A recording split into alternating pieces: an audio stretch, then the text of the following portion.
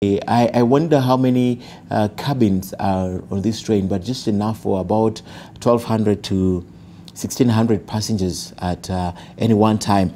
We were just doing a quick math this morning. That means if it takes an average of 1,200, that is 26 buses out at any one point on the road. That's 26 buses that have been denied passengers. So the question is, what happens to these buses? Because obviously, because of the cost, they will be driven out of business. So what happens to them? That is a good question, and that is the best point to begin our discussion this morning with my guest, James Rarier. He is the General Manager of Mombasa Container Terminal and also the Chairman of the Kenya CFS Association. Thank you very much for joining us. Now, the first question as we watch those live pictures is, this is definitely revolutionary, but there are also those sentiments that accompany such developments. And one of the things that a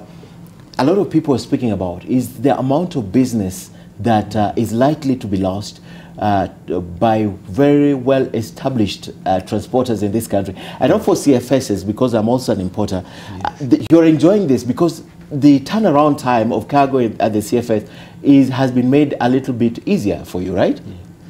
Well, the development, as you said, is first of all, it's basically a game changer in the whole logistics environment.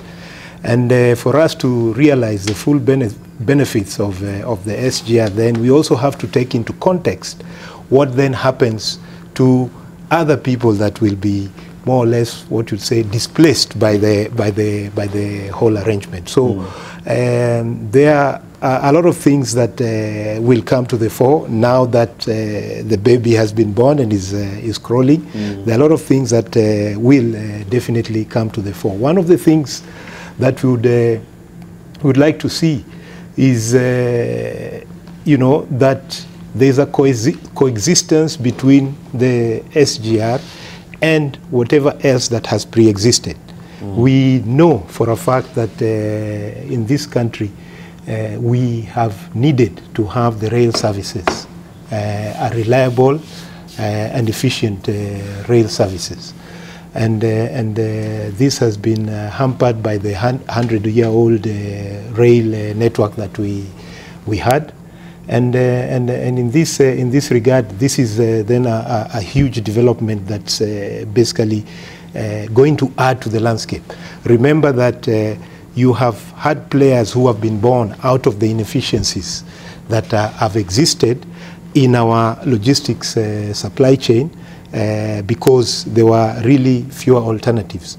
But SGR basically, in my view, comes to add one more platform from which importers or users of these logistic services can actually pick from. So in a nutshell, if SGR is as good as it's been touted to be, you know, reliable, cheap and everything else, then cargo will naturally go to the SGR without having to be coerced in any other way or form. Just as you've been pointing out, a bus ride today probably 700. You know, these fares are still fluid as far as I can see. They're all different things being put out there. But again, that is something that is significant, obviously, to the Mwananchi. It's of course an immediate benefit, but there's also a limitation as to how many people the SGR can take, and therefore there will still be room for other players to coexist with it as far as we can see.